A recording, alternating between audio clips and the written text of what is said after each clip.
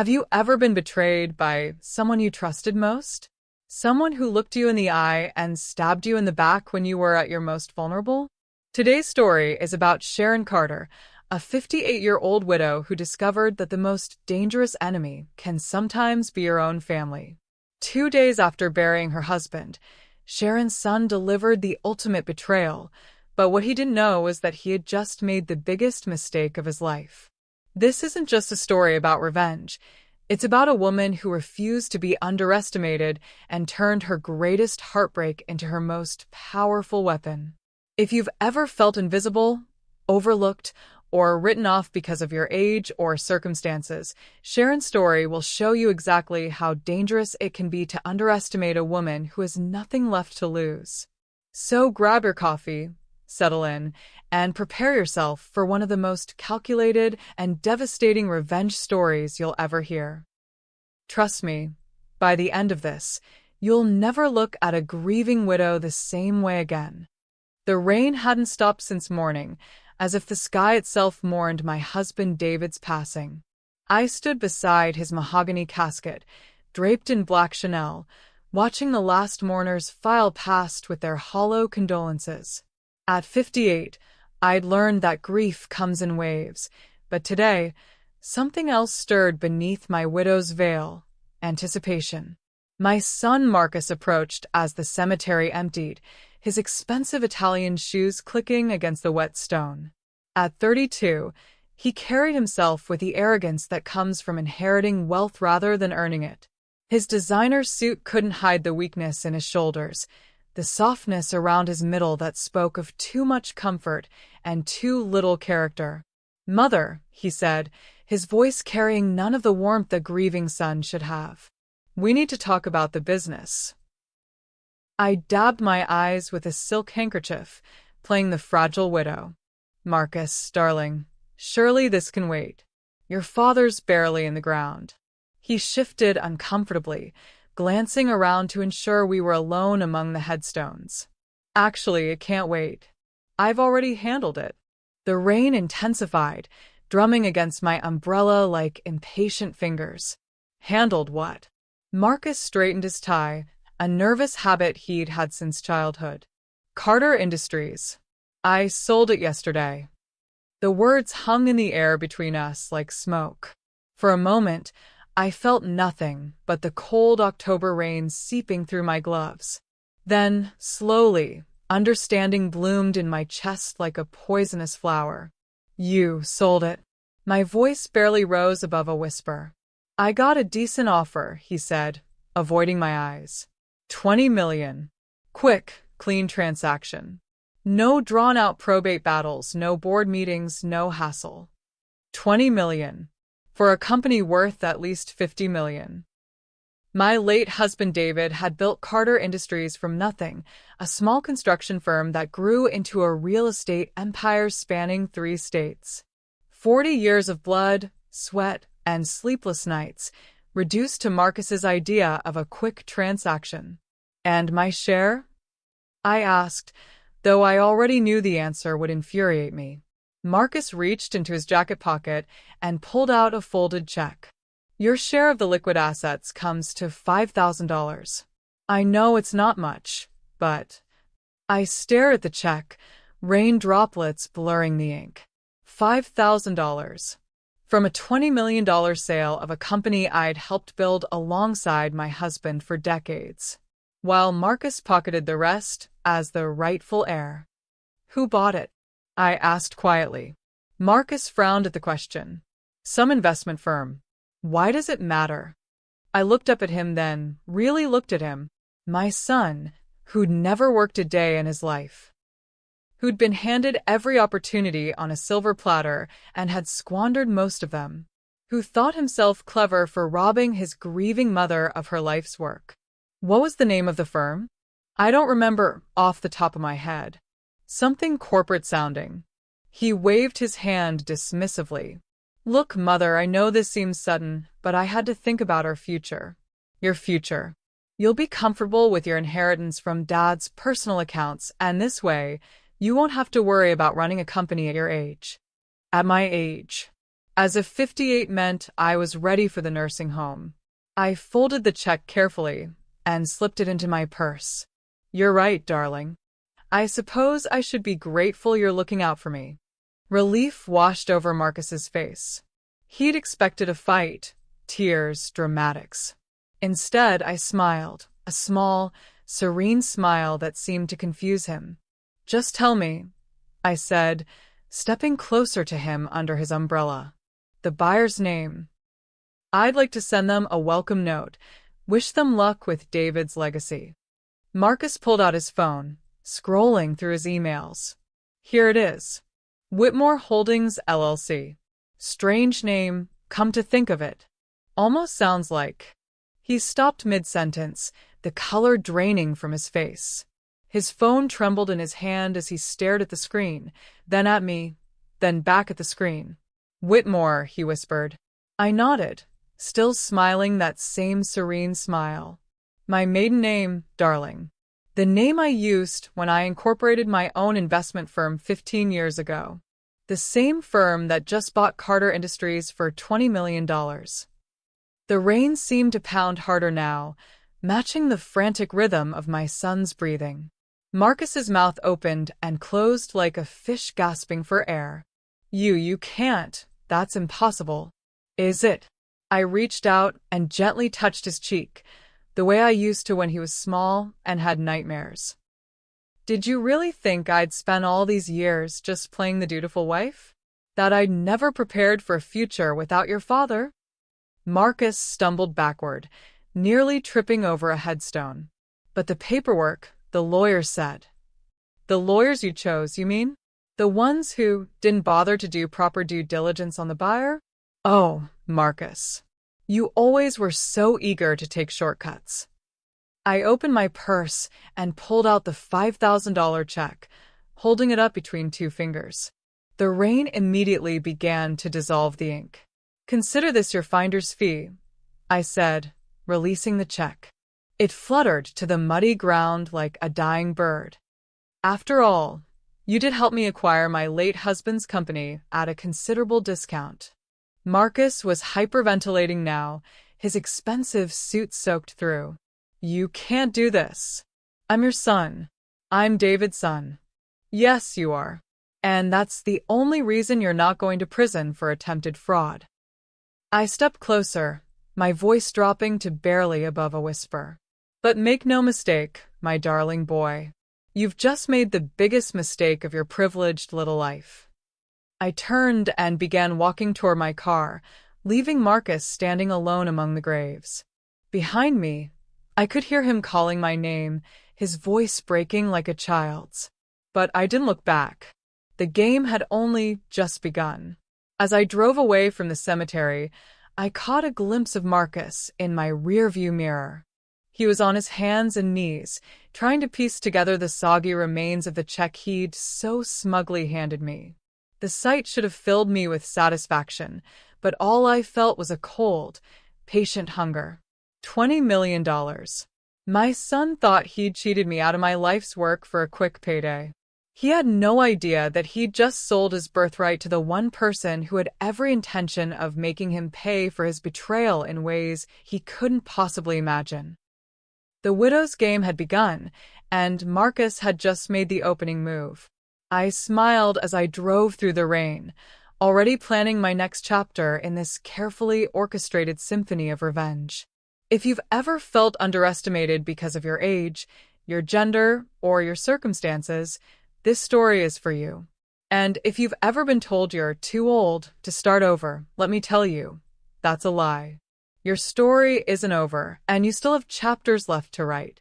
Our best-selling book, Reclaiming Your Peace After Pain, is filled with simple, powerful steps to help you heal, rebuild, and fall in love with life again. Click the link in the description box and start your new beginning today. Don't forget to subscribe and hit that notification bell. Sharon's story is just getting started, and trust me, you won't want to miss what happens next. The revenge she's planning will shock you. 3 days after the funeral, I sat in the executive boardroom of Carter Industries for the first time as its new owner. The mahogany table where David had made countless deals now reflected my image, a woman transformed. Gone was the grieving widow's black. Today, I wore a sharp navy suit that spoke of power and purpose. My first order of business was calling a meeting with the senior staff. They filed in nervously, unsure of what to expect from David's wife. Most had barely acknowledged my existence during company events, dismissing me as mere decoration on David's arm. Today, they would learn otherwise. "Good morning," I said, standing at the head of the table. For those who don't know me beyond charity galas and Christmas parties, I'm Sharon Carter, your new CEO. The silence that followed was deafening. James Wellington, the CFO who'd worked with David for 15 years, cleared his throat.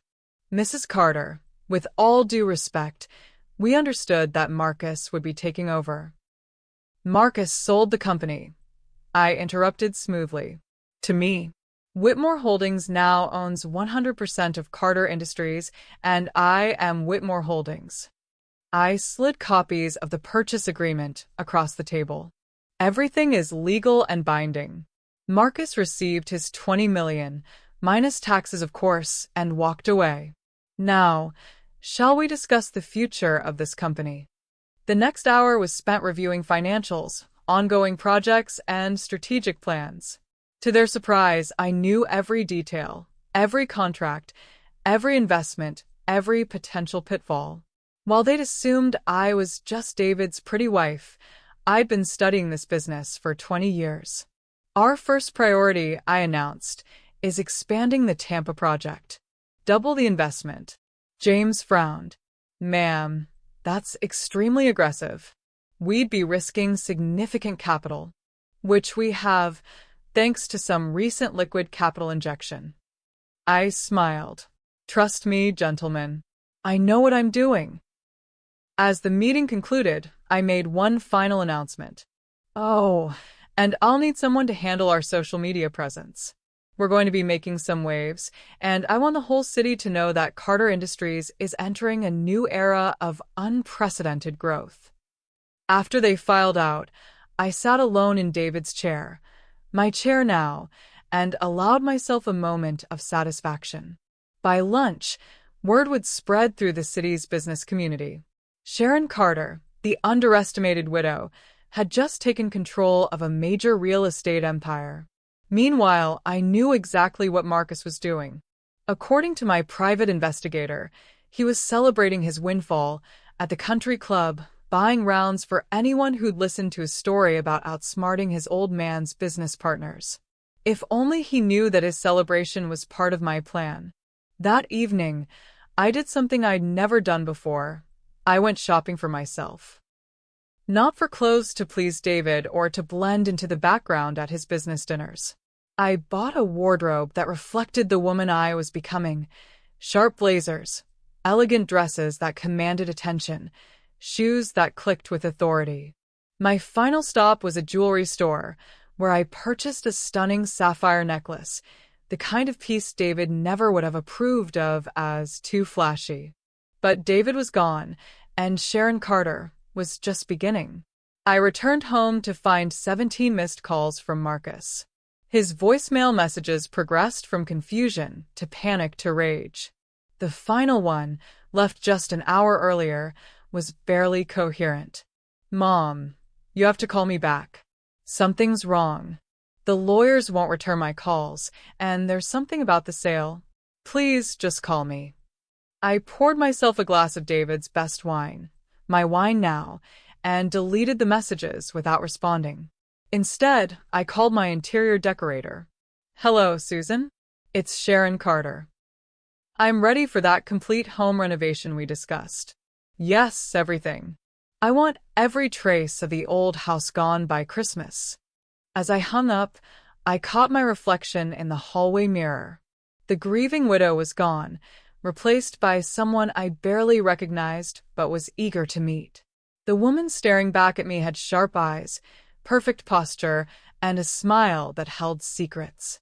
Marcus thought he'd won a fortune by betraying his mother. He had no idea that his betrayal had just set in motion a carefully orchestrated plan that would strip away everything he thought he'd gained, one piece at a time. The puppet master was in position, and all the strings were in my hands. Tomorrow I would begin pulling them.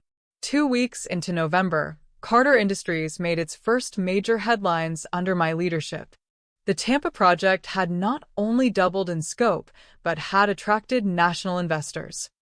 The business journals couldn't stop praising the visionary new leadership that had transformed a stagnant family business into a dynamic growth enterprise. I made sure Marcus saw every article. My private investigator, a discreet woman named Patricia, whom I'd hired through my law firm, provided daily reports on Marcus's activities. His initial euphoria was beginning to fade as reality set in. $20 million, while substantial, wasn't the endless fortune he'd imagined when split between taxes, debts, and his extravagant lifestyle. He's been buying expensive watches, Patricia reported during our weekly meeting at a downtown cafe. A Rolex last week, a Patek Philippe yesterday. Classic signs of someone trying to display wealth they're not sure they have. I stirred my coffee thoughtfully. And his living situation? Still in that penthouse apartment, but I've heard whispers he's behind on the rent. Apparently, he assumed the trust fund from his father would continue indefinitely. He didn't realize that most of David's assets were tied up in the business he just sold.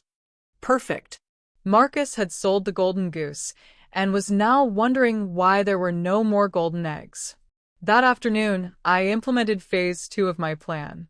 I called Marcus for the first time since the cemetery. "Darling," I said when he answered, my voice warm with maternal affection. "I've been thinking about you so much.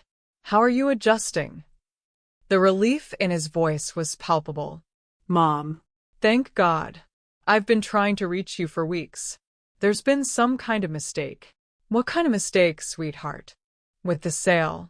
The lawyers are saying things that don't make sense. They're saying that you were the buyer?" I let a gentle laugh slip through the phone. "Oh, Marcus. I know it must seem confusing. I should have told you sooner about my little investment company. I started it years ago, just as a hobby really. Something to keep me busy while your father worked. But that means... It means you sold your inheritance to your mother, darling. At quite a reasonable price, I might add." I kept my tone light, almost amused. "Don't worry, though. The business is in good hands. I'm sure your father would be proud of how well it's doing." The silence stretched so long I wondered if the call had dropped. "Marcus? Are you there?" "I need to see you," he said finally, his voice hollow. "We need to talk about this." "Of course, darling. Why don't you come for dinner Sunday? I'm having the house redone, but the kitchen is still functional." After I hung up, I allowed myself a small smile. The confusion I'd heard in Marcus's voice was music to my ears. But confusion was just the beginning. That evening, I attended the annual Children's Hospital Gala, alone, for the first time in 20 years. The whispers followed me through the ballroom. Sharon Carter, the widow who took over her husband's business. She's made Carter Industries more profitable in a month than it was in the last 5 years. I heard her son sold it to her without knowing who the buyer was. The pity I'd expected to face as a new widow had transformed into something else entirely: respect. And perhaps a little fear. Judge Patricia Henley, an old acquaintance from the country club, approached me during cocktails. "Sharon, dear, you look absolutely radiant. That's quite a transformation from David's funeral." "Thank you, Patricia. I'm discovering that grief can be surprisingly liberating." She raised an eyebrow at my choice of words. "And how is Marcus handling everything? I heard he came into quite a bit of money recently."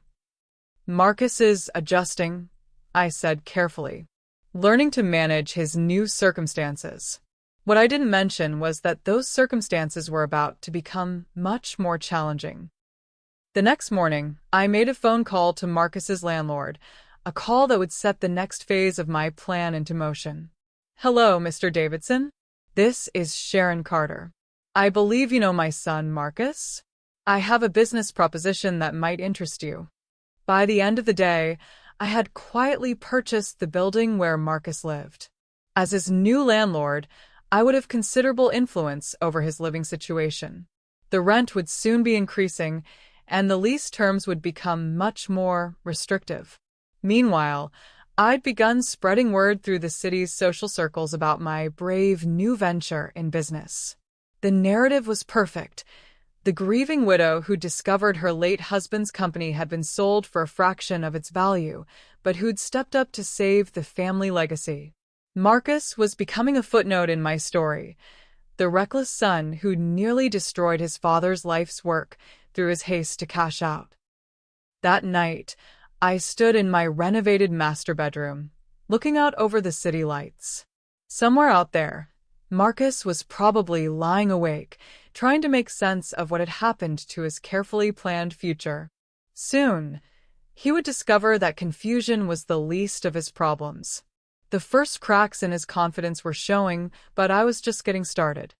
Sunday dinner arrived with the first snow of winter.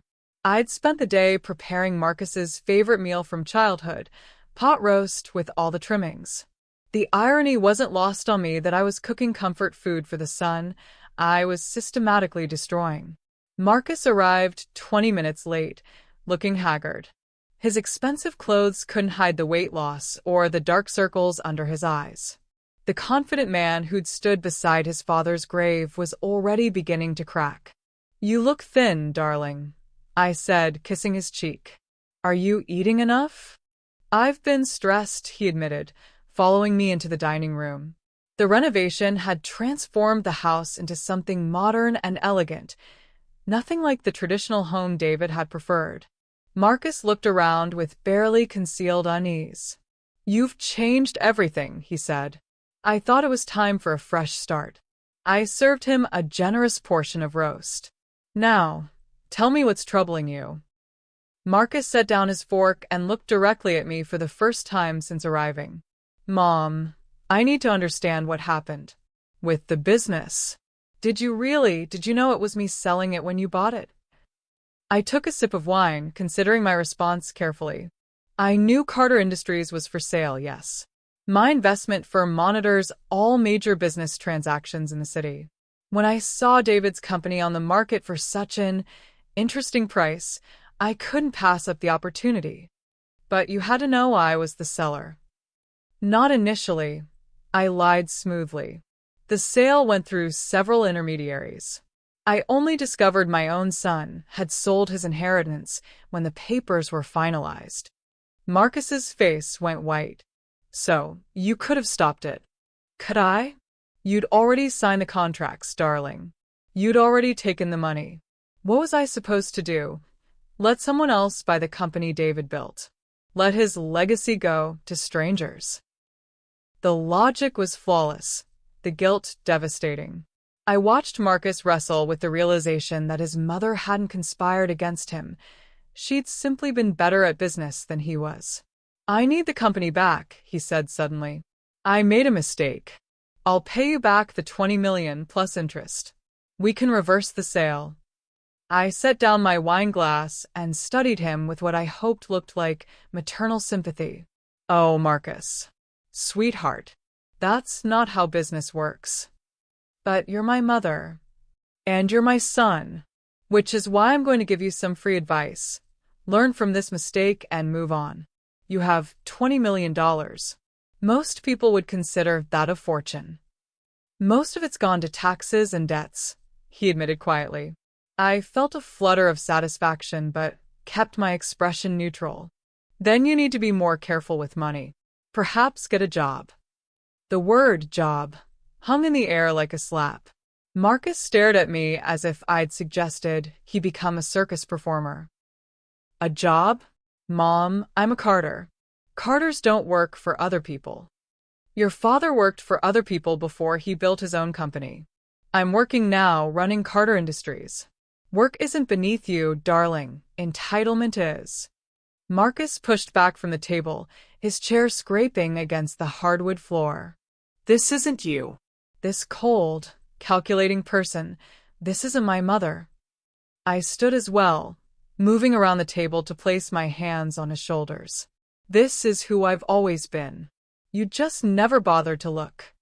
After he left, storming out without finishing dinner, I called Patricia for an update. The rent increase notice was delivered this morning, she reported. Triple the current amount due next month. And I have an interesting development.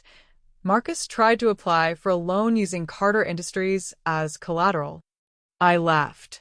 How did that go? About as well as you'd expect. He doesn't understand that he no longer has any stake in the company. Perfect. What about the other arrangements? Everything's in place. The country club membership will lapse due to administrative issues with payment processing. His credit cards will start getting declined due to security concerns that require additional verification. Nothing illegal, nothing traceable to you, just a series of inconvenient coincidences that will make his life increasingly difficult. That week, Carter Industries announced its expansion into commercial development, a move that made headlines in the business section. The article included a photo of me at my desk, looking confident and successful. The caption read, "Sharon Carter has transformed her late husband's company into a growth powerhouse, proving that sometimes the best business leaders emerge from unexpected places." Marcus called that evening, drunk and rambling about public humiliation and family loyalty. I let the call go to voicemail. The next day, I attended a Chamber of Commerce luncheon where I was introduced as one of the city's rising business stars. The applause was genuine, the networking opportunities endless. 3 separate investors approached me about potential partnerships. Meanwhile, according to Patricia's surveillance, Marcus had been turned away from his usual table at his favorite restaurant due to credit issues and had been asked to leave the country club after a heated argument about his membership status. That evening, I treated myself to a massage and facial at the city's most exclusive spa. As I relaxed in the steam room, I reflected on how dramatically my life had changed. 6 weeks ago, I'd been planning a future as a wealthy widow, comfortable but unremarkable. Now, I was a force to be reckoned with, a woman who commanded respect, who made decisions that affected hundreds of employees and millions of dollars. And it had all started with my son's betrayal. Marcus had thought he was stealing my future. Instead, he'd given me the keys to a life I never knew I wanted. The transformation was intoxicating, and I was only getting started. December brought the first real snow and Marcus's first real panic. Patricia's surveillance reports painted a picture of a man coming apart at the seams. The penthouse apartment was gone. He'd moved to a modest 2-bedroom rental across town. His expensive car had been repossessed. The designer clothes were replaced with off-the-rack suits that hung loose on his shrinking frame. But the physical changes were nothing compared to the psychological ones.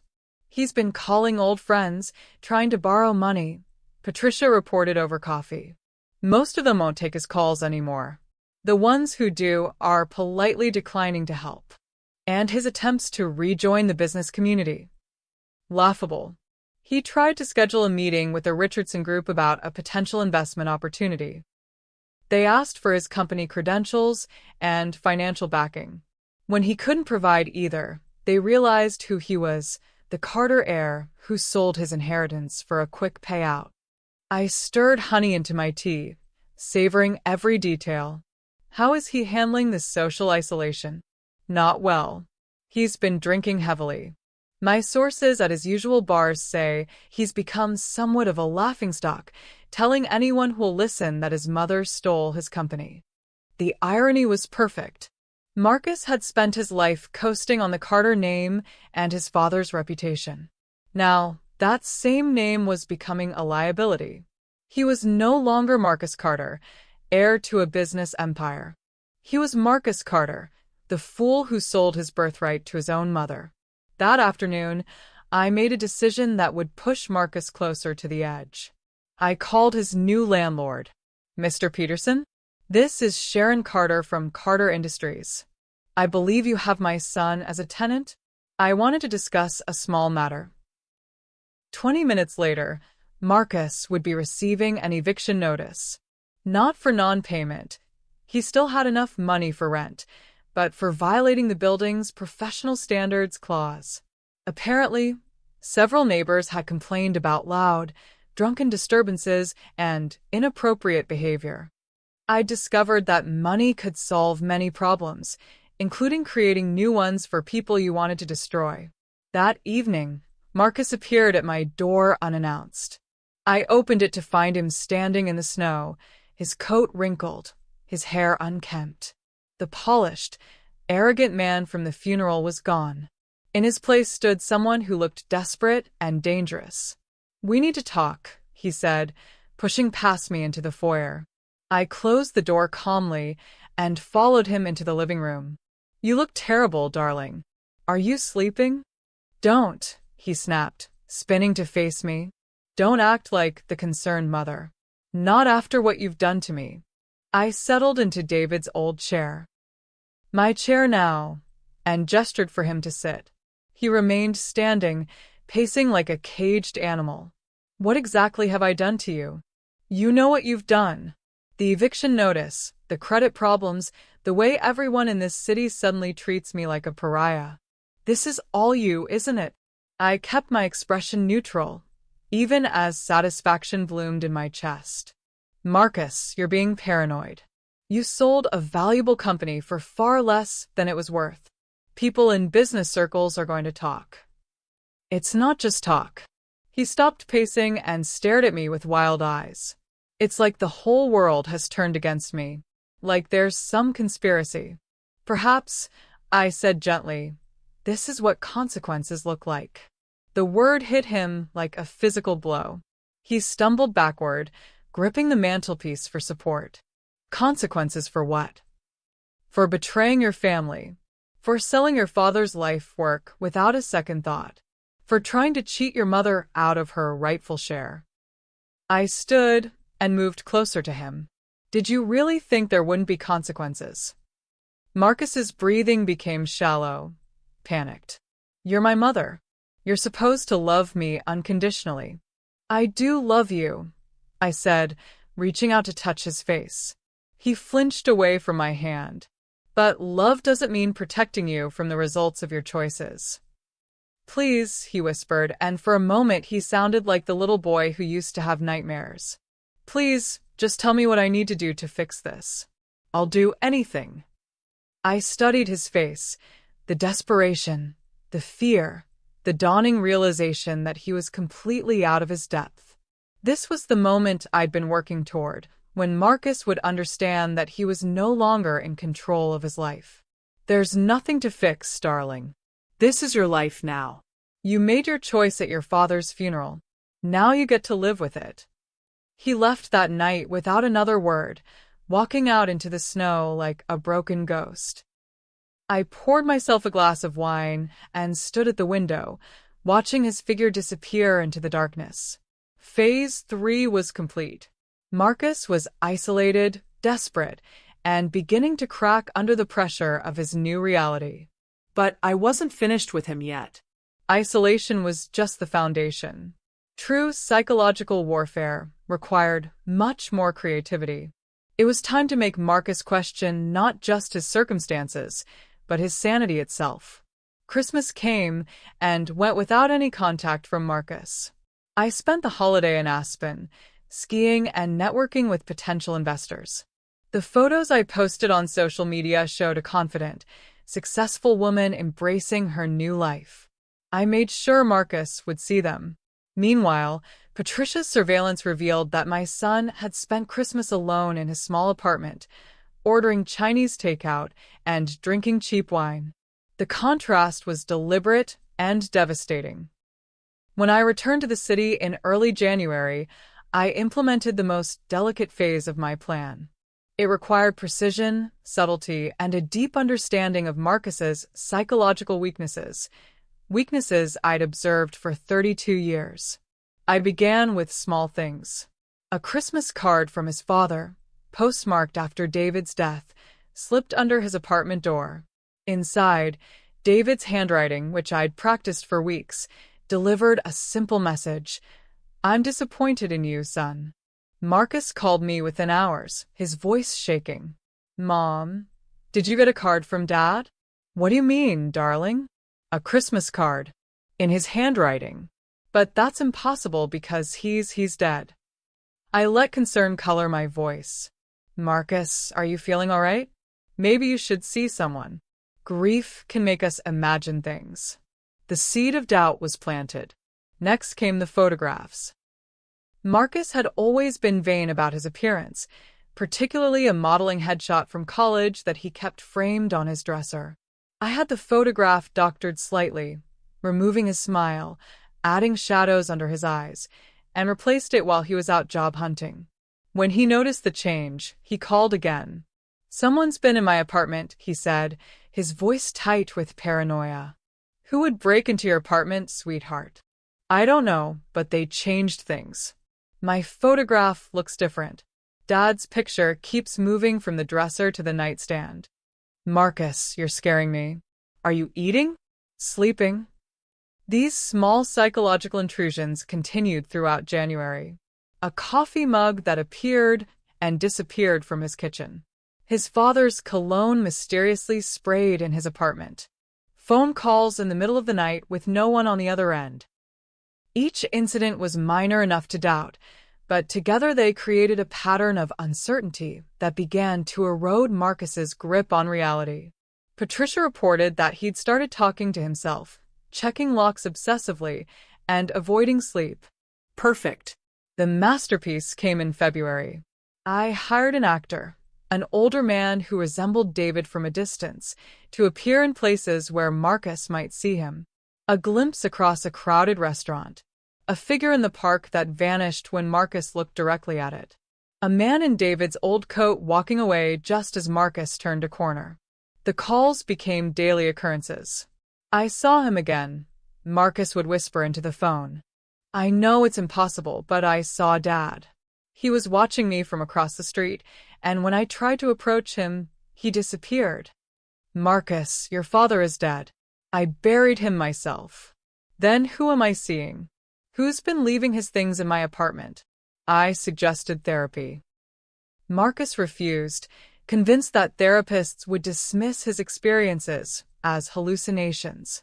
Instead, he began researching paranormal activity and supernatural encounters, desperately seeking an explanation that would preserve his sanity. Meanwhile, Carter Industries continued to thrive under my leadership. I'd been featured on the cover of Business Weekly with the headline, "The Widow's Wisdom: Sharon Carter's Remarkable Rise." The article praised my intuitive business sense and uncanny ability to transform challenges into opportunities. Marcus saw the article. He called that night sobbing.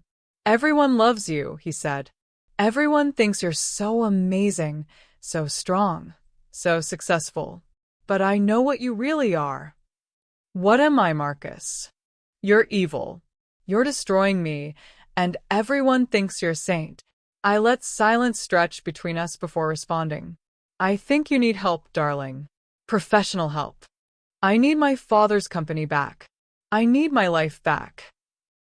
"Your father's company was never yours to begin with. And as for your life, you're the only one responsible for what it's become."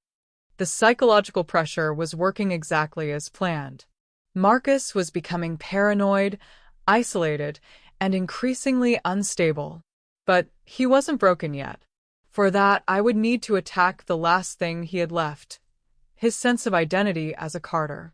It was time for the final phase. March brought the annual Riverside Business Awards ceremony, the city's most prestigious gathering of entrepreneurs, investors, and industry leaders.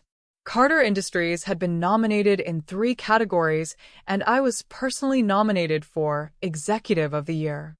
I bought a new dress for the occasion, midnight blue silk that made me look 10 years younger.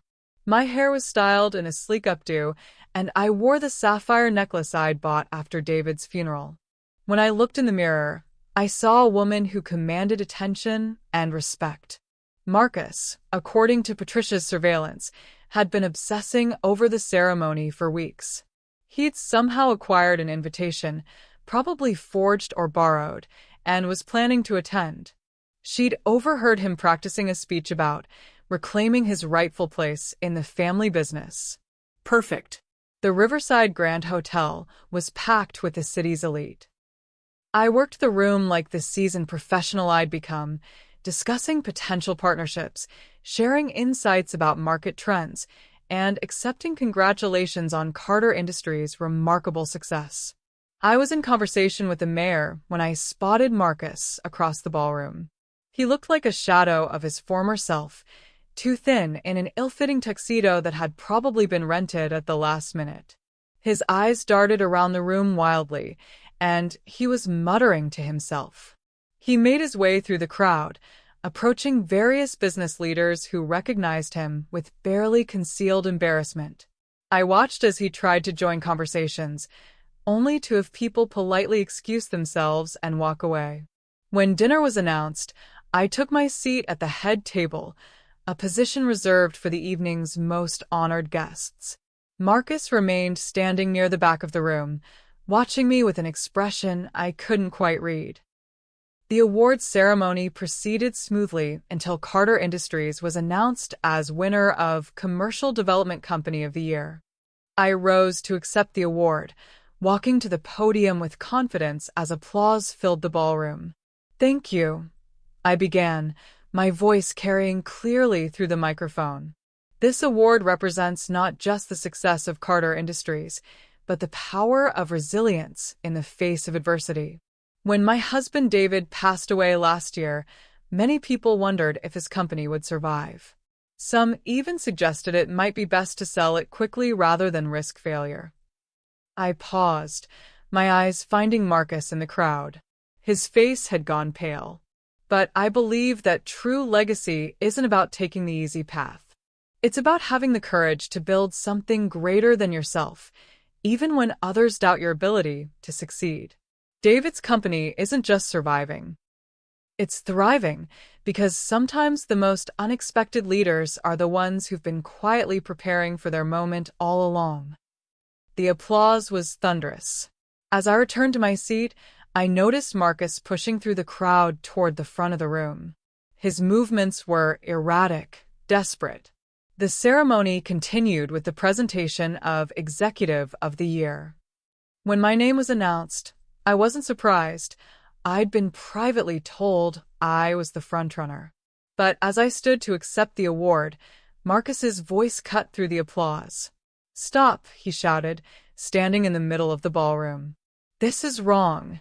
She stole my company. She's not a hero. She's a thief." The ballroom fell silent. Hundreds of eyes turned toward Marcus, whose chest was heaving as if he'd run a marathon. Security guards began moving toward him, but I held up my hand to stop them. "Marcus," I said gently into the microphone, my voice carrying maternal concern rather than anger. "Perhaps you should sit down. Don't you dare patronize me." He pointed an accusatory finger at me. "Tell them the truth. Tell them how you manipulated the sale, how you've been destroying my life piece by piece." Murmurs rippled through the crowd. I could see the confusion on people's faces, this disheveled man claiming to be victimized by the poised, successful woman they'd been celebrating. "Ladies and gentlemen," I said calmly, "I'm sorry you have to witness this. My son has been struggling with some personal issues since his father's death. Grief affects people in different ways." "I'm not crazy," Marcus screamed, his voice cracking. "She's been gaslighting me for months, moving things in my apartment, hiring people to follow me, making me think I was seeing my dead father." The crowd was watching now like spectators at a car accident. Some people had their phones out recording. I realized this moment would be on social media within minutes. Marcus Carter, heir to a business empire, having a public breakdown at the city's most prestigious business event. "Marcus, please," I said, stepping down from the podium and moving toward him with my arms outstretched. "Let me help you. Stay away from me." He backed away, stumbling over a chair. "You all think she's so wonderful, don't you? The grieving widow who built a business empire. But I know what she really is. She's a monster wearing my mother's face." Security guards finally stepped in, gently but firmly escorting Marcus toward the exit as he continued shouting about conspiracies and manipulation. His voice echoed through the ballroom even as the doors closed behind him. "She's not who you think she is. She's destroyed everything." The silence that followed was deafening. I returned to the podium, accepting my award with a sad smile. "I'm sorry you all had to see that," I said. "My son is unwell. He's been struggling to accept his father's death and his own role in some unfortunate business decisions. I ask for your prayers and your discretion as our family deals with this difficult situation." The sympathy was immediate and overwhelming. People rushed to offer support, to share their own stories of family members struggling with mental health issues, to praise my grace under pressure. By the time I left the hotel that evening, the narrative was set. Sharon Carter, the successful businesswoman and devoted mother, dealing with the heartbreak of a son's psychological breakdown with dignity and compassion. Marcus's version of events, the truth about manipulation and psychological warfare, sounded like the ravings of a madman, which, in a way, they were. I'd driven him to the edge of sanity so effectively that even when he told the truth, no one would believe him. The next morning, the local news covered the incident with a headline, "Business Leader's Son Disrupts Awards Ceremony." The article painted Marcus as a troubled young man whose family was seeking help for his condition. I was quoted as saying, "We love Marcus unconditionally and are committed to getting him the help he needs." The perfect final touch to his complete public humiliation. Sharon's masterful manipulation has reached its peak, but this isn't over yet. Her son's public breakdown is just the beginning of his complete destruction. If you're enjoying this psychological thriller, make sure you're subscribed with notifications on. The next chapters will show you exactly how far a mother's revenge can go. And remember, if you or someone you know has ever felt powerless against those who've wronged you, our book Reclaiming Your Peace After Pain offers real strategies for overcoming betrayal and rebuilding your strength. The link is in the description below. After the awards ceremony debacle, Marcus disappeared for 2 weeks. Patricia lost track of him completely. His apartment was abandoned, his phone disconnected, his last known associates claiming they hadn't seen him. For a brief moment, I wondered if I'd pushed him too far, if my son had done something irreversible.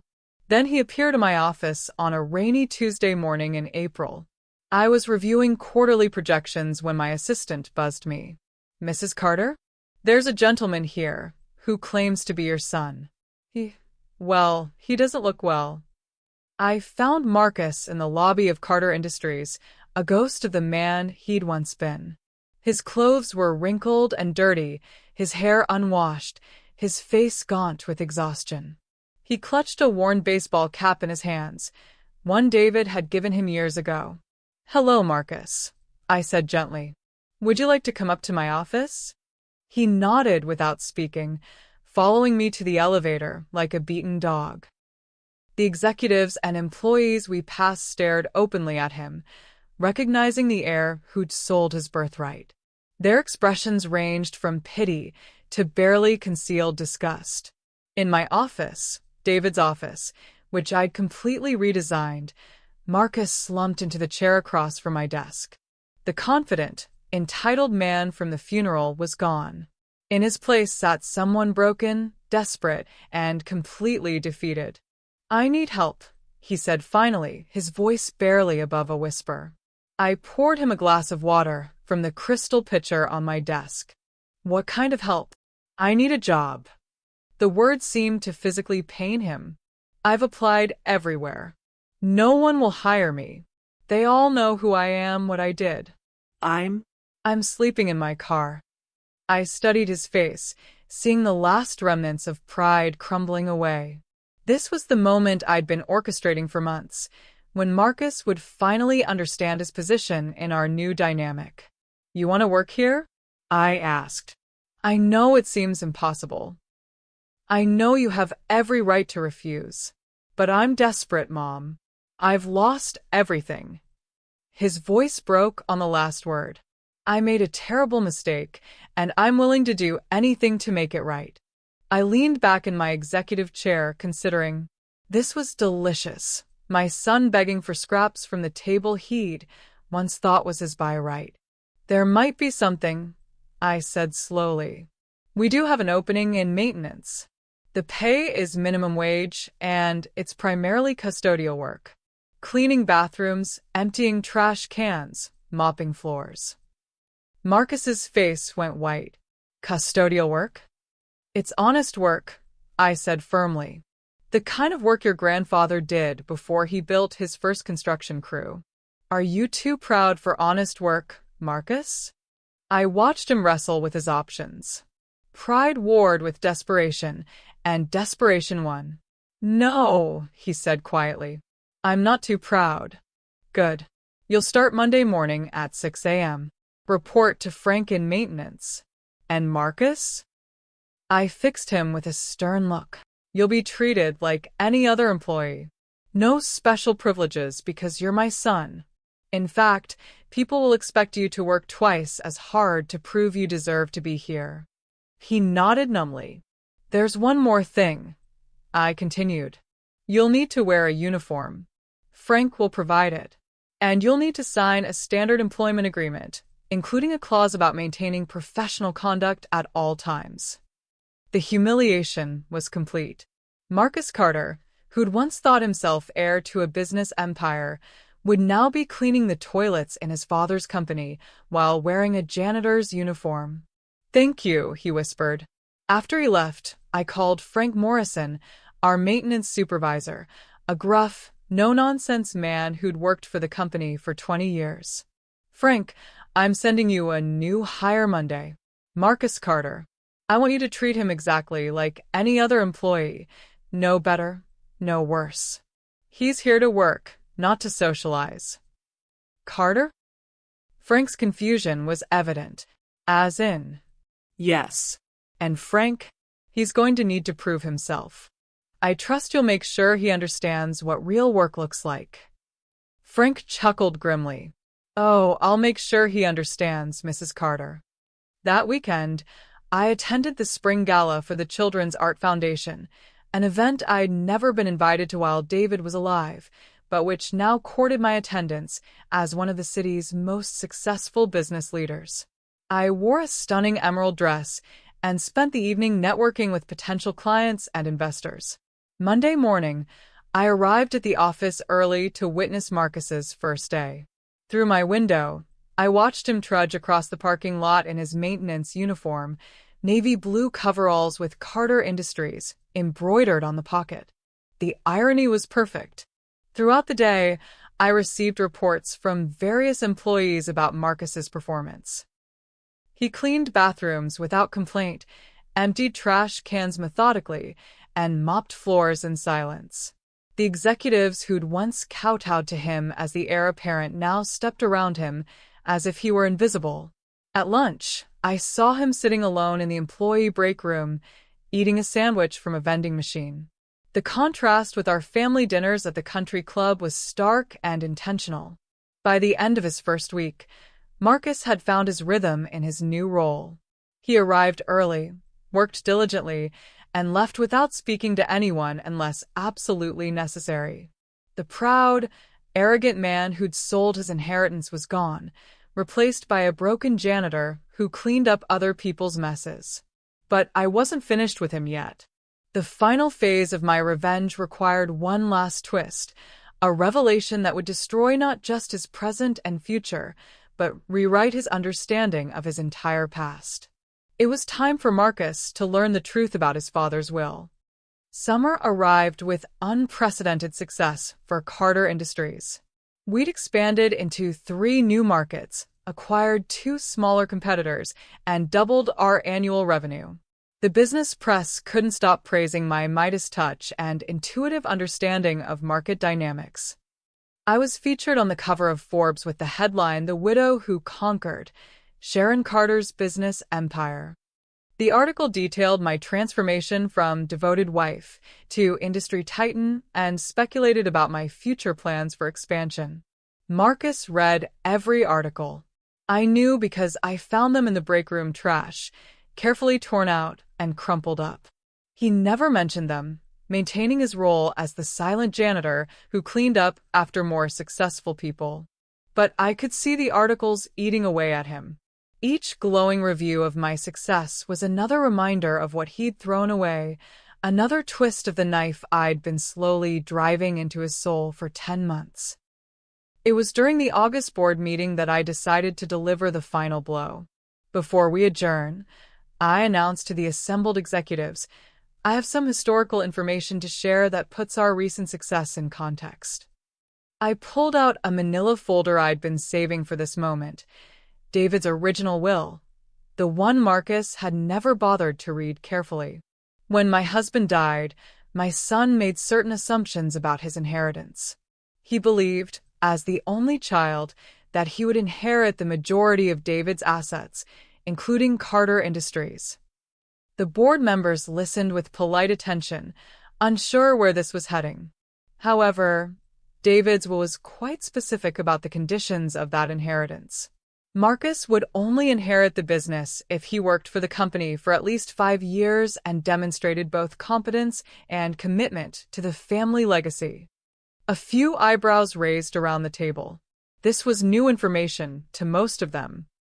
Since Marcus chose to sell his inheritance immediately upon David's death, without fulfilling any of the stipulated conditions, he automatically forfeited any claim to the business.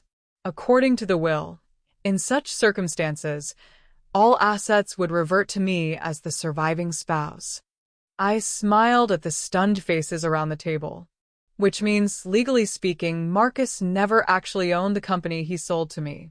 He sold something he had no right to sell, to someone who already owned it. The implications were staggering. Marcus hadn't just made a bad business decision. He'd committed attempted fraud, albeit unknowingly. "I've had my lawyers review the situation thoroughly," I continued. While no criminal charges would be warranted, Marcus acted in ignorance rather than malice. It does mean that the $20 million he received was essentially a gift from me, not a legitimate sale.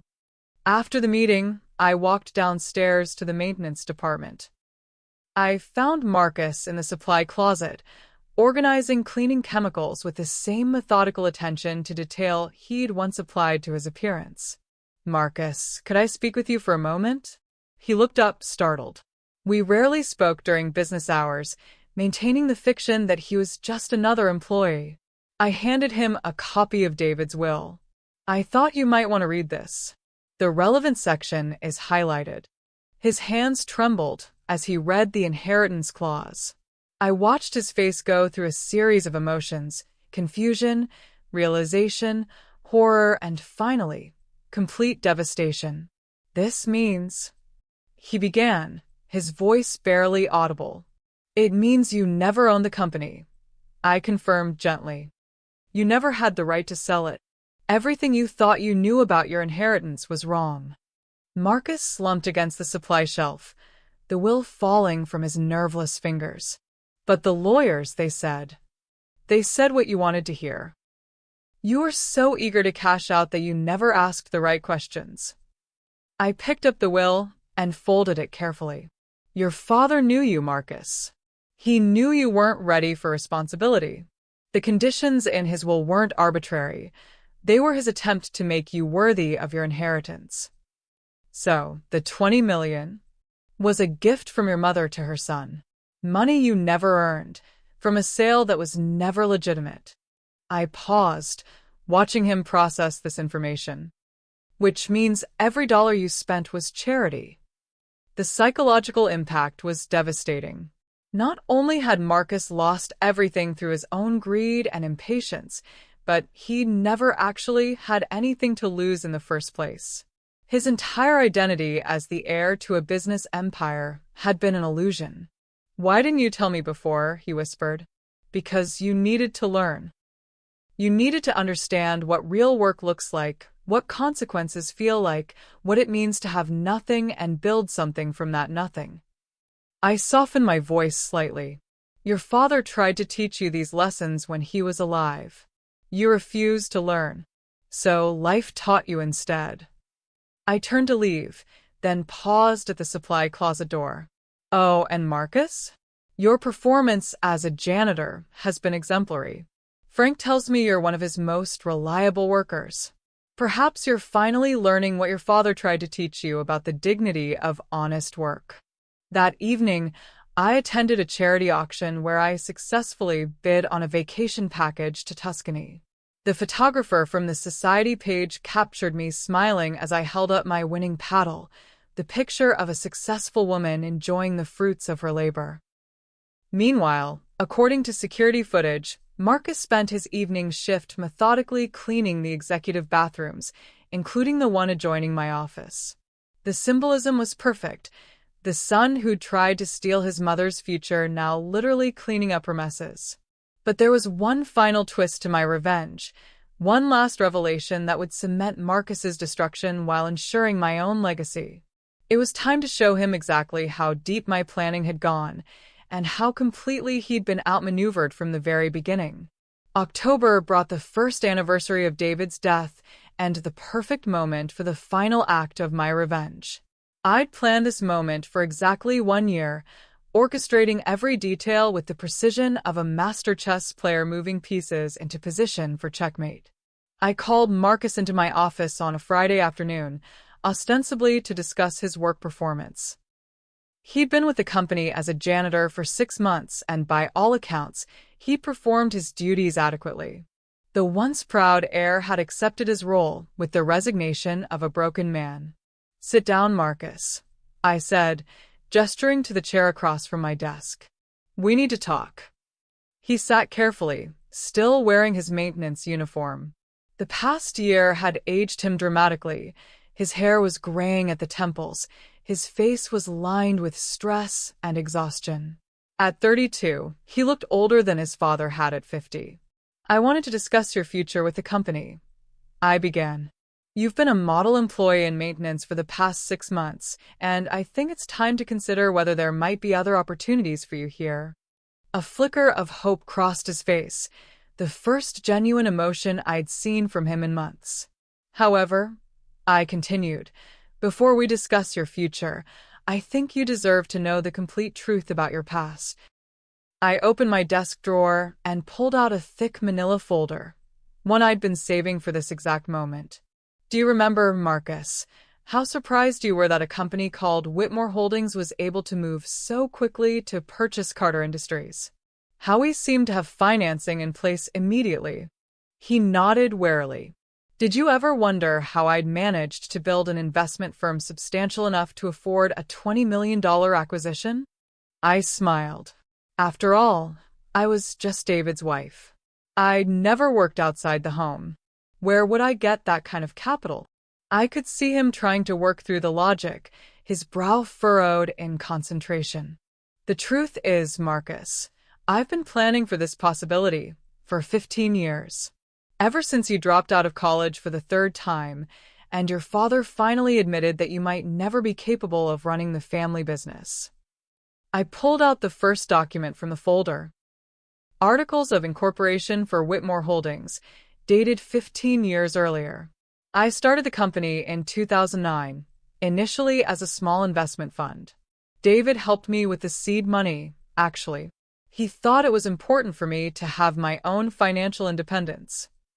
Marcus stared at the document, trying to process what I was telling him. Over the years, I've been very carefully building Whitmore Holdings into something substantial. I've made strategic investments, acquired smaller companies, built relationships throughout the business community, all while pretending to be nothing more than a devoted wife and mother. I pulled out investment records, acquisition documents, financial statements, 15 years of careful planning and strategic business development. By the time your father died, Whitmore Holdings was worth approximately $60 million. More than enough to purchase Carter Industries and absorb it into my existing portfolio. The color drained from Marcus's face as the implications became clear. You see, your father and I had many long conversations about your limitations. We both hoped you'd eventually mature into someone capable of responsibility. But David was a practical man. He knew there was a possibility you'd never be ready to inherit the business he'd built. I leaned forward, fixing him with a steady gaze. So we made contingency plans. The will was structured to give you a chance to prove yourself, but also to ensure that if you failed, the business would remain in capable hands. My hands. Marcus finally found his voice. You planned this whole thing? I planned for the possibility that you might be exactly who you turned out to be. Selfish, impatient, and utterly unprepared for real responsibility. I pulled out another document. This is a contract your father and I signed 5 years ago, essentially agreeing that if you chose to sell the business rather than run it, I would be the buyer. His hands shook as he read the contract. So, when I sold to you, you were following a script we'd written years earlier. The only thing that surprised me was how eager you were to fulfill our worst expectations of you. I stood and walked to the window, looking out over the city where Carter Industries had now become the cornerstone of a much larger business empire. The irony, Marcus, is that you could have had everything. If you'd simply honored your father's wishes, worked for the company, learned the business, demonstrated even basic competence, you would have inherited one of the most successful enterprises in the city. I turned back to face him. Instead, you chose the easy path.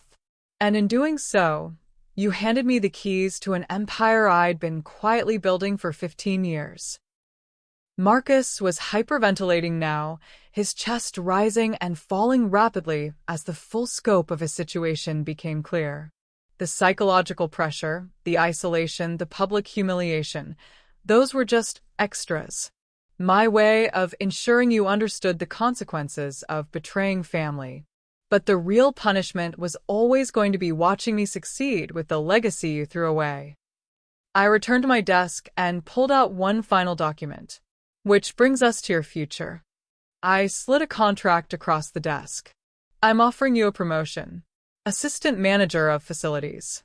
A salary of $40,000 a year, basic benefits, and the opportunity to work your way up through the ranks of a company that could have been yours. Marcus stared at the contract without touching it. The alternative is to leave Carter Industries and try to build a life somewhere else. With no references, no work history, and a reputation as the man who sold his birthright for quick cash. I watched him wrestle with the choice, pride versus survival, defiance versus acceptance. What's it going to be, Marcus? He picked up the pen with trembling fingers and signed his name to the contract. With that signature, he officially accepted his new role as a mid-level employee in the company his father had built, the business he'd once thought he would inherit. Welcome to your new life, I said softly. I hope you'll find it educational. As Marcus left my office, still wearing his janitor's uniform but carrying the contract that would make him a permanent part of my business empire, I felt a profound sense of completion. I'd achieved something remarkable. Not just revenge, but transformation. I'd taken my son's betrayal and used it as the foundation for my own rise to power. What Marcus had intended as theft had become the catalyst for my emergence as one of the city's most successful business leaders. That evening, I celebrated with champagne and caviar in my newly renovated penthouse. Through the floor-to-ceiling windows, I could see the city lights twinkling like stars. Somewhere down there, Marcus was probably sitting in his small apartment, trying to process the magnitude of his defeat. He'd thought he was stealing my future. Instead, he'd given me the greatest gift imaginable, the motivation to become someone I never knew I could be. The grieving widow was gone. In her place stood Sharon Carter, business mogul, master strategist, and architect of the most elegant revenge in the city's history. Marcus would spend the rest of his life working for me, watching me succeed with the empire he'd handed to me, serving as a daily reminder to everyone who knew our story about the consequences of betraying family. And I would spend my remaining years building something even greater than David had imagined. A business empire that would outlast us all, run by the woman who'd been underestimated for so long that even her own son had forgotten she was capable of brilliance. The widow's game was complete. The queen had won. And there you have it, the perfect revenge, executed with surgical precision and devastating results. Sharon didn't just get even with her son. She used his betrayal to build an empire and claim the respect she'd always deserved.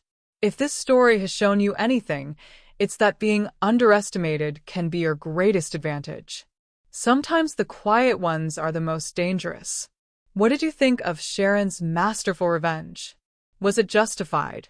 Or did she go too far? Let me know in the comments below, and don't forget to subscribe for more incredible true stories of justice, revenge, and triumph. Your story might be next, so never let anyone convince you that you're powerless. You might just surprise them all. Hit that like button if Sharon's story inspired you, and remember, check out our book Reclaiming Your Peace After Pain in the description below. Sometimes the best revenge is simply living well, but sometimes it requires a little more creativity. Thanks for watching Her True Stories, and I'll see you in the next episode.